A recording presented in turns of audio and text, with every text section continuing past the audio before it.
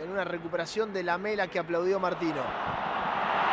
আসন্ন বিশ্বকাপ ফুটবলের উন্মাদনা ছড়িয়ে পড়েছে শহর থেকে গ্রামে। তবে গোপালগঞ্জে মকসুদপুর উপজেলার বহু গ্রামে ব্যতিক্রমী আয়োজনের মধ্যে রয়েছে মেসির ১৬ ফুট উচ্চতার ভাস্কর্য।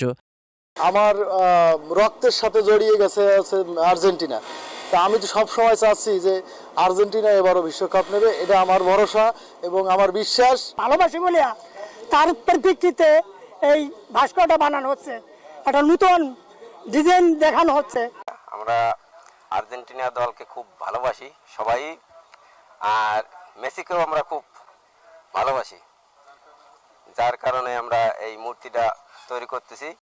70% আর্জেন্টিনার আমরা সাপোর্টার আছি এবং আমাদের এখানে আমার যত ছোট ভাইরা আছে সবাই আর্জেন্টিনার ভক্ত।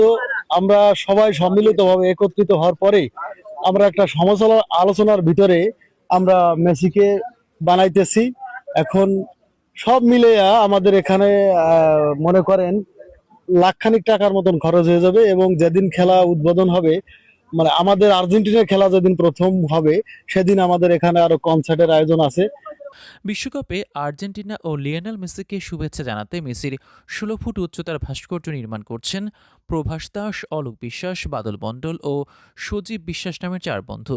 গত ২২শে মে থেকে ছন, বাঁশ, কাঠ ও মাটি দিয়ে মেসির ১৬ ফুট উচ্চতার ভাস্কর্যের কাজ শুরু করা হয়। আগামী কয়েকদিনের মধ্যে মাটির কাজ শেষ করে আগামী ১০ জুন রঙের কাজের মধ্য দিয়ে সম্পন্ন হবে। আর এই ভাস্কর্য তৈরি করতে ব্যয় হয়েছে প্রায় ১ লাখ টাকা।